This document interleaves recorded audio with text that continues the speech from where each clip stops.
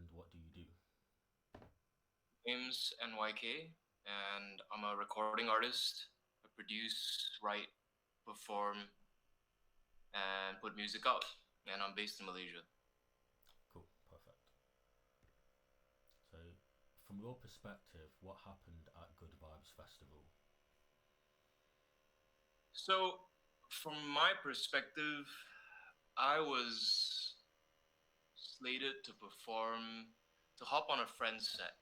Her artist name is Jai. That's Jaie, and she is a fantastic musician. You guys should check her out. This was to be her first show at Good Vibes Festival, which is the only festival that we have in Malaysia. So I was just gonna hop on a one song that I was featured on. So I didn't explicitly care to go for the festival myself. I was just kind of sleeping soundly at home, and I just woke up to a lot of DMs and messages asking me about what my thoughts are on the 1975. So honestly, I actually didn't have a clue what happened, and then I got caught up with obviously just a bunch of videos and recordings. Um, well, what happened, as I will just pretty much literally take from the video, is that I saw Maddie pretty much drunk, holding a bottle, smoking, spitting, saying things along the lines of not being in the mood to perform, uh, displaying overall unprofessional behavior before launching into a rant. Oh wait, destroying a drone on stage, which I think belonged to the festival organizers, and then launching into a rant about the LGBT, well, the conservative LGBT views in Malaysia, and then proceeding to kiss Ross on stage for about 30 seconds. That's exactly what happened. And the ripple effect is, yeah, that's another question, I suppose. So, what are the implications for the LGBTQIA plus community based on Healy's actions from your perspective? Yeah, so as as a straight guy, I can't obviously give a personal opinion on this. I mean, like an accurate, I suppose, an accurate opinion on this. I did see that Carmen Rose, one of our most popular drag queens in Malaysia, did do an interview with the BBC. So I think that would be a good starting point. Um, Her Instagram is Carmen Rose without the E and the Carmen. She's a good launch off point for like some of the opinions, um, for the impact of what he did. But personally, I'd say that off the bat, objectively, there are some things that are happening in the country, and there are some aspects of the country that are just like that. State elections are around the corner. We are a conservative country with very heavy Islamic views, um, quite heavily anti-LGBT. So an act like what Maddie Healy performed, and I'm not just talking about the rant and the makeout session, which violated a lot of laws in Malaysia. I'm talking about his overall performance. Those 30 minutes that he spent on stage at Good Vibes, um, just the overall unprofessional behavior that he displayed would serve as pretty good ammunition for the conservative community in Malaysia for sure. I can see a lot of politicians and a lot of the conservative population using this, weaponizing this as if they don't have enough ammunition already, based on their views. But they're definitely going to be using this from a political and a obviously, um, yeah, basically from a political standpoint. Um, what did I want to say about this? Like, oh, I guess we can expand onto that in the other question. Yeah, Question four is a really big one. That's yeah. gonna be a huge question. So from your perspective as a Malaysian artist, what are the possible implications on KL and Malaysia's music scene as a whole as a result of his actions? Yeah. So I think the key point. I think the key point about this whole controversy is, well, the key word about this whole controversy is context, which I think the international audience seems to lack as a whole. I've seen a lot of just news articles about it, pretty much just painting it in a way where he just stood up for LGBTQIA, and that was it. And he got shit on for that, and the whole festival got canceled for that. They didn't really cover a lot of context about how a country works. So I think it's important to kind of educate just the international audience on what Malaysia is like. Um, and like I said, I can't comment that much being straight and all on the gay community.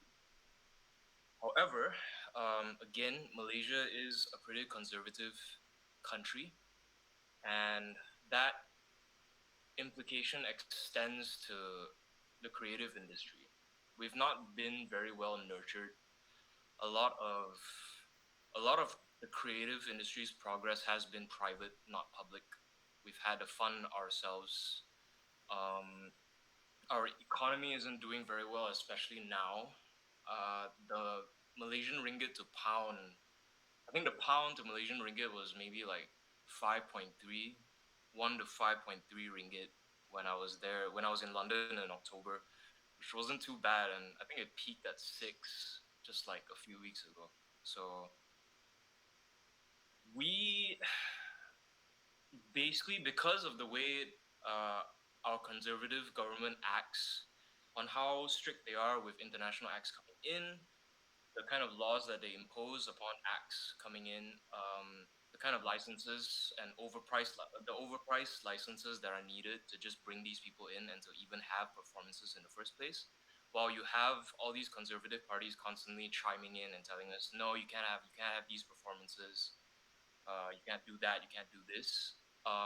It kind of discourages, first of all, international acts to come into Malaysia to perform, which is why if you look at a lot of tour posters of artists coming to Southeast Asia, there are a lot of artists that have a tendency to skip Malaysia. They'll go to Thailand, they'll do a show in Bangkok, and then their next date is right down south to Singapore. They just completely skip Malaysia, just because it's not financially feasible to even bring them in. Um, they're just too expensive, and the government makes it harder.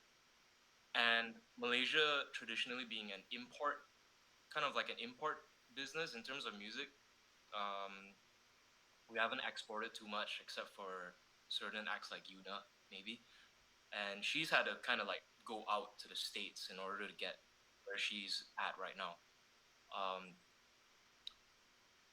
it just hasn't, it's not a great landscape to start with. It hasn't ever been a great landscape to do music in Malaysia and even in KL. We're not very supportive, and I don't even blame the local. I mean, just the citizens in general, because you know it's just expensive living in comparison to our wages. So consuming local music is already not the priority of a lot of people in KL. What more the rest of the country?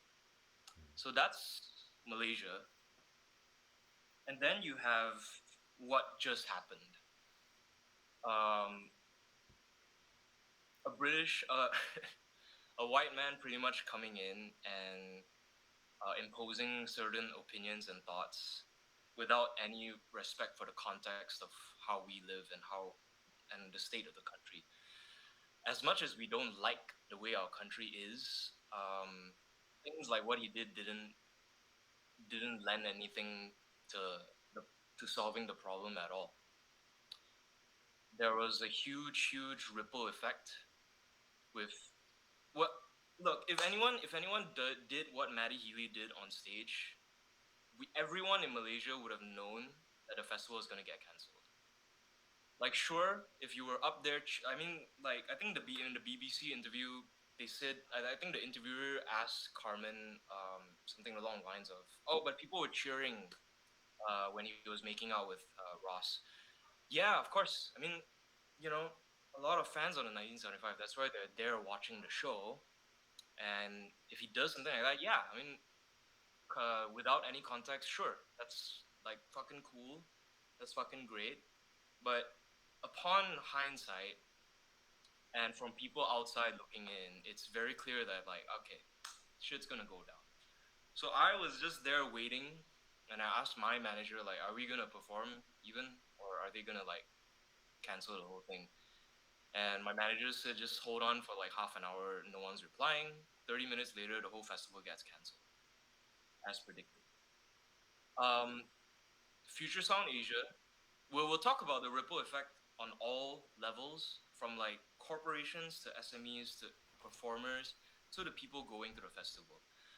Um, Future Sound Asia, the organizer of Good Vibes Festival, which is the only festival in Malaysia, the biggest and the most successful festival in Malaysia, went through 2 years of the pandemic, not being able to do what they do best, having to sell masks just to generate some revenue, pull off one small version of their festival last year, which I performed in. I had the luck and fortune to perform in. Came back with their 10-year anniversary this year with big acts like Kid Laroi and the Strokes. It was going to be great execution, according to all my friends who were performing and going to the festival, were just great. Like the activations were great, ticketing was good, back end soundtrack was smooth, everything was running really well. This was supposed to be their comeback. This was supposed to be their chance to get back in the green after all that financial duress that they went through, and they just lost it completely. Um, I have no idea. Obviously, I have no idea whether the sponsors are gonna want to retract and demand their money back. I have no idea the state of the investors of Future Sound. Um, the international acts have been paid regardless, and obviously ticket refunds are going to be issued. So this is a huge financial loss for them, which is a huge setback for just consumers and performers in general. Uh, they're just one of the biggest event organizers for music in Malaysia. To have them to have like their actual existence thrown into question is it's pretty sad. It's pretty heartbreaking and it's pretty worrying, personally, Mm. because I can say that they personally contributed to a lot of my revenue as a musician over the years. Like they've been supportive. They've been so supportive of me financially. Um, and I know the guy. His name is Alman, and he's one of the heads of Future Sound, and he's a great guy. Like he's always been professional. Um, he really didn't deserve for this to happen to him. And then you move down the chain to people such as the F&B vendors.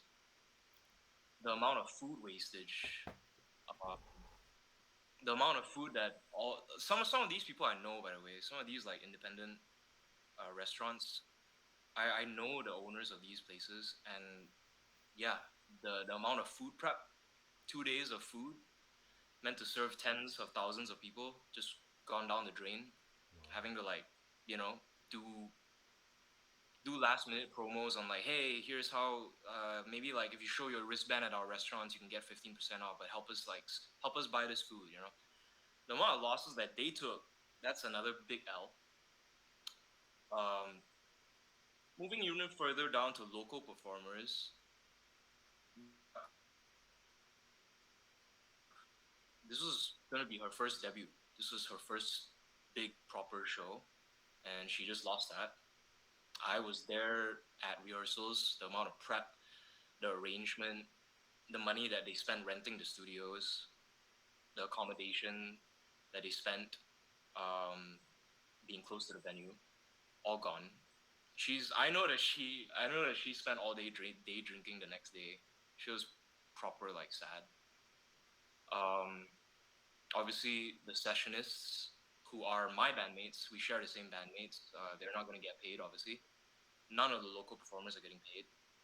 On Sunday, I've also got another friend called Talitha, whose mom sadly just passed away recently, a few weeks ago, and she prepared this whole performance that was gonna be dedicated to her mom. There was a whole like thing that she planned out, and she couldn't get that. That was taken from her. So this was, even on a personal mental level, this was affecting people. Um, and then it obviously comes down to the people of KL. They spent hella money on this. It's already, again, it's marginally more expensive to consume music here, live music over here, just because of our wages and the fact that international acts are just more expensive relative to Thailand or Singapore or even Indonesia. So they spent big money on this, and sure, they'll get their refunds, but all the other costs, though, accommodation. Some of these people flew in from other parts of Malaysia. They flew in from Penang. They flew from the north. They flew in from Johor, from the south. And now they had to deal with 2 extra nights of absolutely nothing to do. So the ripple effect really affected everyone, every single person, and multiple communities of different categories as well. Obviously, the gay community, uh, the creative industry, whether it's F&B or performers and musicians, and the future as well is thrown into question because I don't know how easy it is to get international acts to come in anymore. I don't know whether event organizers will be confident enough to invest as much money into music after something like that happened. Yeah, there's just a lot of uncertainty, Yeah. pretty much. There are objective losses that a lot of people took from this event, from this incident, and there are a lot of questions for the future, which we just don't know yet. I'm just gonna have to see. So And this is all happening. This is all happening to a country that's already been hard to be a creative in. Whether it's a musician, I mean, musicians and photographers already have it easy. Like if we're talking like dancers and theater and film, like even styling to an extent, yeah, it's already tough, and stuff like this didn't exactly help with things up. So yeah. yeah, so I mean, God, that's crazy. It's actually insane that like one act could have Just like that. that much Yeah. of an effect on that many levels. Because there's two Yeah. ways to look at it. You can say on the one hand, even Matt Healy, whatever you think of him, his intention obviously wouldn't have been all of those things. But then at the same time, it's like people do have responsibility to kind of think about, or at least research the context of a country before making broad statements about it. Exactly. Or if you have, Exactly. you know, my attitude's always been, if you have that much of a problem with a country, don't go. Um, Exactly. but so lastly, um, what would you say to musicians who want to use their platform to make political statements? Because although I think most people agree that this in particular was a misfire, if you look at the United States, the influence of black musicians was pretty crucial in the ending of segregation, for example. People boycotting South Africa, performing there was a big part of the end of apartheid. And even in this country, a lot of, well, unfortunately in Britain, there's no kind of mechanism for working class black people to have political views um, given to the mainstream outside of music or athletics maybe. So there obviously is an important role musicians and entertainers play in furthering the political discourse. So, from your perspective and as a musician, what would you say to musicians who do want to use their platform to make political statements? I think we can agree that music is, just because of the medium that it is, as well as the amount of ears that it pulls, it is an effective form of sending a message. We can agree to that. But it goes back to the keyword of context. Every country just deals and has different problems, and there are certain things that you can or cannot do, or there are certain things that you should do in a different way according to your understanding of the country. If you don't have that, you risk doing more damage than actually having anything productive happening. First of all, I don't know, it's subjective, but he was obviously hammered to me. He was obviously plastered, and judging from his character arc over the past few years, um, I'm pretty sure that was a performative act. I think that was just him being him. I don't think he could have cared less. Oh, of So course. Yeah, no, my point isn't necessarily, what should Matt Healy do next time. I think we're very much yeah, on the no, same page. I'm no, asking a separate question that for musicians yeah, who might be looking at the fallout from this and genuinely care and genuinely not want to do more harm than good if they are to wield their voices to speak about yeah, things that yeah. are important for I them. do, I do get that. I'm just saying that there are like 2 points to be made. Basically, he could have gone on that rant and then made out with his bassist. And I think if he could have done that without any ramifications in this country, we would have been perfectly fine with that. Mm.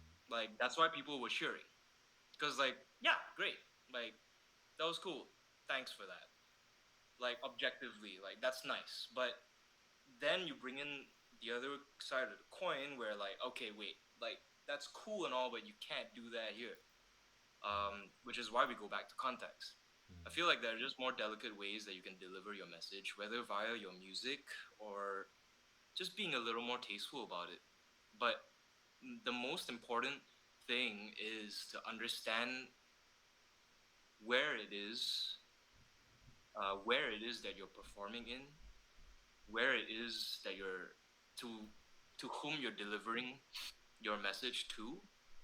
Um, I think you'd have to have a good understanding of that before you decide how it is that you want to send. I think that's the most important thing. Yeah, yeah, that's fair. I If, think if he did that in America, that would have been probably fine. Yeah, I Perfect. think a base level kind of sensibility of homophobia is bad. I'd like to point out that it's bad. That's fair enough, but Yeah, the world is much more complex than that. If you even unfortunately. So yeah, I yeah, mean, even if we just look at the world of sort of religious fundamentalism, for example, that's a whole other kind of dynamic that you can't really subvert just by going on a drunken tirade. So yeah, we're in agreement now. yeah. Cool, So cool. just don't be a cunt. I think.